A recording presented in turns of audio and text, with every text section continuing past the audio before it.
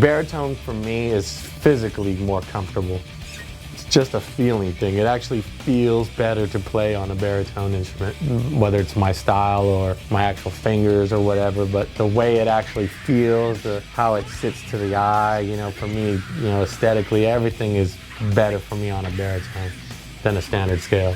Actually, I pull a standard scale guitar out, I feel like I'm all, like the walls are closing in on me. It was a little weird at first for maybe the first 3 months when I first got it. But then I just kept playing on it, and I actually can't picture playing without it now.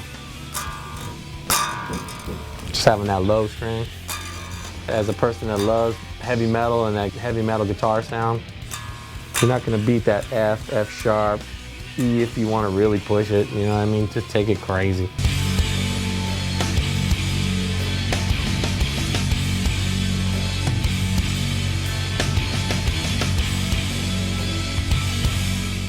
Well, the Horizon was the model I first got when I hooked up with ESP. It was actually one of Page Hamilton's old guitars. It had my humbucker, and I want to say it had a single coil in the neck, and I had my Floyd Rose on it. And at that period of time, you know, I was getting ready to bail on the Floyd Rose because I was the only guitar player in the band. And I'd used Floyd Rose up until that point almost all the time as a guitar player. And I stopped using them because if I broke a string, that was it. The whole guitar was out of tune. And I started going to the strings, you know, through the body, you know, and I'm using this tailpiece on it right now because Tune-o-matic doesn't make me a special 8-string Tune-o-matic bridge yet. One day, maybe.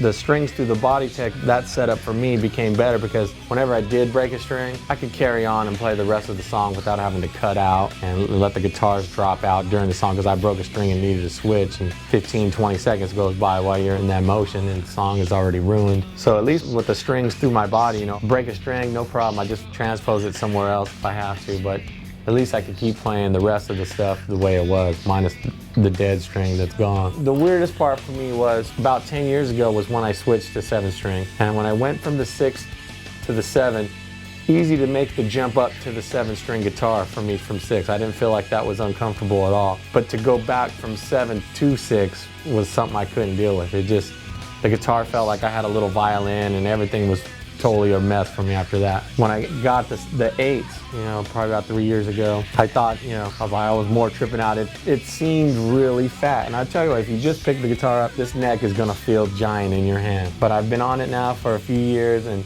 it feels like a normal neck to me again. I mean, I know it's wider, I feel it's still wide, but it doesn't feel wide to me anymore.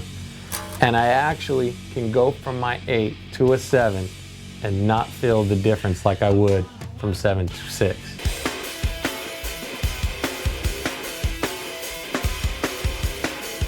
You see the paint job on here, it's all photos of all the people that work with ESP from in Japan and here. Got it on the back too. Probably about 5-6 years ago, we did a show in Japan and I got to visit the factory out there. Man, I'm pretty stoked on it because look, all these smiles on here, man. Everyone that smiled makes me happy.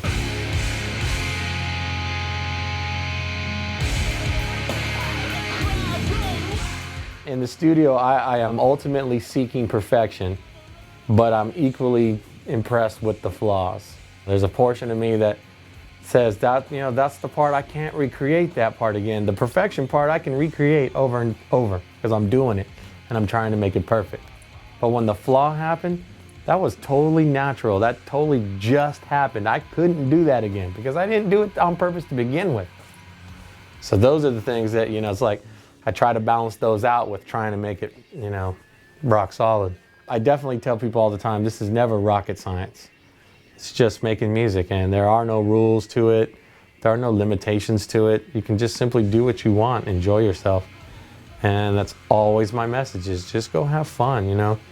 Life is short, enjoy yourself. Whatever the music you make, how much of it you make, just have fun.